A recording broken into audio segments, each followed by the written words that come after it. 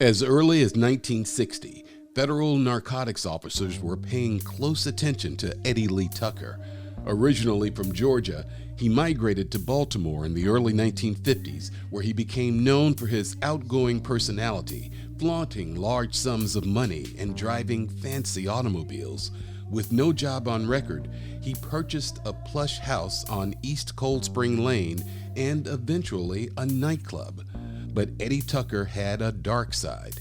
He was a suspected interstate heroin dealer who had arrests for assault, burglary, and spitting at a narcotics officer. There had long been rumors about Tucker's drug dealing activity at the Lexington West. The employees at his nightclub, Walter Berman, Raymond Worrell, and Benjamin Eggy Davis, were all suspected heroin dealers. The Lexington West Nightclub allowed him to network with black promoters and entertainers from up and down the eastern seaboard, but it also put him in contact with major underworld figures like Turk Scott, Piggy Sedgwick, and eventually Frank Matthews. Eddie's lavish lifestyle, shady associates, and rumored underworld activities would bring him under the scrutiny of law enforcement. Beginning in 1962, informants began giving Baltimore City vice officers information on Tucker's operations. According to them, Eddie would travel to New York in his Cadillac convertible and shop around for large quantities of heroin in Harlem. He would buy from whoever had the best dope with the cheapest price. Then he would add cut and repackage the heroin to be sold in Baltimore, Washington, D.C., and New Orleans to a clientele of low to mid-level heroin dealers in each city. In January of 1964, federal narcotics agents were conducting surveillance of infamous Harlem drug dealer David Wiggins when a light blue 1963 Cadillac convertible with Maryland plates pulled up and handed Wiggins an envelope full of cash. They suspected that the money was payment for drugs. Investigators ran the plates and discovered the owner, Eddie Lee Tucker, was already in the Bureau of Narcotics database. They continued their surveillance of Wiggins until an undercover officer was able to buy heroin from him, leading to his arrest and conviction. And federal agents began tailing Tucker and several of his lieutenants from state to state trying to get the same result, but always one step behind, until narcotics agents were able to track him to New Orleans in July of 1964. They executed a search warrant on his car, but only found a small amount of weed, not the bundles of heroin that they were looking for. They continued their surveillance, following Eddie and Raymond Worrell, aka Bibbidi Bop, when they traveled from Baltimore to New York on October 20th, 1964. The men rented a room at the McCombs Place Motel in Manhattan, a notorious hangout for prostitution and heroin dealing. Agents watched as Tucker and Worrell left the motel room and traveled to a fast food restaurant and then a bowling alley. Although investigators did not observe a transaction, they suspected a heroin deal was made inside one of the establishments. They followed the men back to the motel where they arrested them, finding 12 grams of heroin along with materials used to cut and test the product. Both men were charged with conspiring to receive and possess narcotics and were released on a $5,000 bail. Tucker and Worrell traveled back to Baltimore awaiting their trial dates. In the meantime, authorities alleged Tucker would continue his operations, selling ounces of heroin out of the Lexington West. Baltimore narcotics officer Sergeant Robinson swore in an affidavit that undercover informants purchased heroin from Tucker starting on August 9, 1962 through 1963, and most recently on August 19, 1965. A month later, Sergeant Robinson was able to secure a search warrant with information from Walter Berman. Eddie always keep heroin in the bar Lexington West. On Tuesday around dusk, I went there to get a bundle of stuff from Eddie on consignment. Then we went to the room, which is on the west side of the bar next to the ladies' room. As you open the door to the left, there's a coat and an old bag hanging on the wall. Eddie keeps bundles of heroin in that coat or in that bag. To the right of the stairway, On the floor against the wall on the west side of the bar is a wooden footlocker with a padlock on it. In this footlocker, I saw 40 or 50 bundles of heroin. Eddie gave me one of the bundles out of this footlocker at this time. On September 16, 1965, officers from the Vice Squad entered the nightclub looking for the padlocked room described by informants. They searched the room and found behind cases of liquor 5 ounces of heroin and a pound of quinine, which was used as cut. Tucker was read his rights.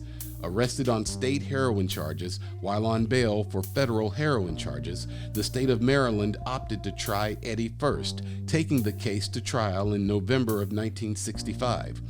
The main witness was Walter Berman, well-known thief, teenage murder convict, and dope addict who sported needle marks all over his body from his neck to his feet.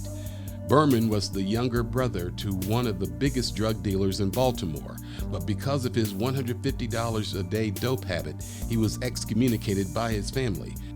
He was also cut off by Eddie Tucker, who had become suspicious of Berman and stopped giving him heroin to sell months before the raid.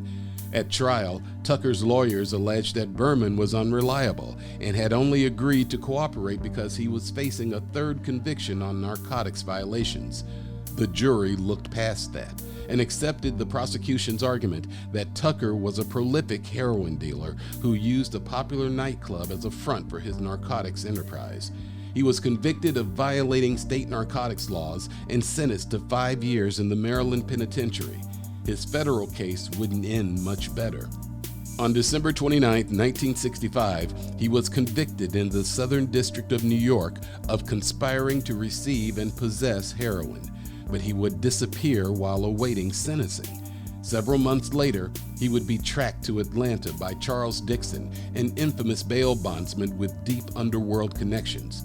Tucker was extradited to New York, where he was sentenced to 2 terms of 7.5 years to be served concurrently. In the meantime, the Lexington West was padlocked for good. It had been a staple of entertainment, hosting the most famous black singers and entertainers, but police alleged it was a front for dope sales. In March of 1966, dope dealer Eddie Lee Tucker was sent to Atlanta Federal Penitentiary, where he would spend 2 years, then be transferred to Lewisburg, from where he would be paroled in 1971.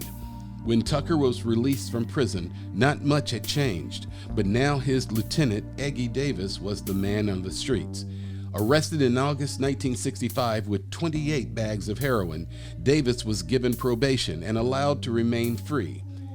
He had purchased an ice cream store on Old York Road and appeared to be a reformed dealer and an upstanding businessman. But in 1972, narcotics officers received information that Eggy was distributing large-scale amounts of heroin and cocaine. An investigation was opened, and federal authorities set out to make several buys of large amounts of drugs from Davis.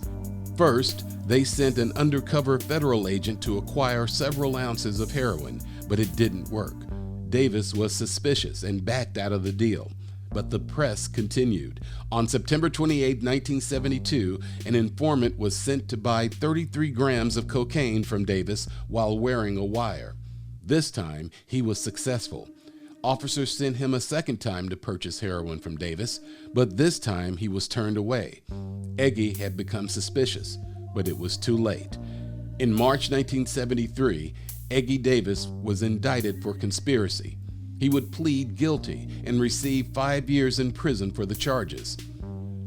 1 month later, on April 2, 1973, his former boss, Dope King Eddie Lee Tucker, and his wife would be indicted.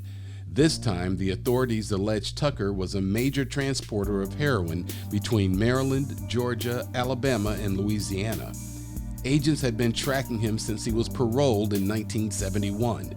They claimed that Turk Scott welcomed Tucker home from prison with 4 kilograms of heroin from Frank Matthews' crew at the Ponderosa, and that Tucker, along with Eggy Davis, Robert Sarge Thomas, and Piggy Sedgwick, distributed 10 kilograms of heroin for Turk Scott. The case against Tucker was massive. The prosecution had 14 cooperating witnesses from New Orleans to Baltimore. 4 were already convicted on narcotics conspiracy and were willing to testify from prison. With these odds, Tucker didn't stand a chance, so he fled in September of 1974. He spent several months on the run before being tracked to Virginia Beach, where he was arrested wearing a disguise with his wife in February 1975. In May 1975, Tucker was found guilty of bail jumping and sentenced to 5 years. He pleaded guilty to drug conspiracy in September of the same year and was sentenced to 10 years. Both sentences would run concurrent. By the late 1980s, Eddie Lee Tucker was back on the street, and although he promised the parole board that he would go right, sooner than later he was up to his old tricks. But he had aged.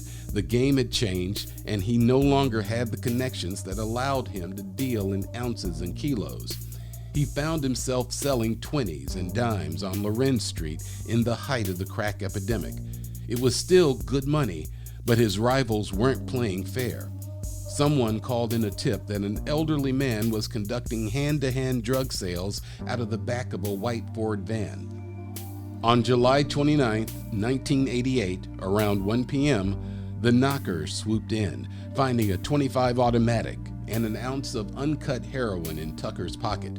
A search of the van revealed an additional 42 dimes of crack and 165 20s of dope.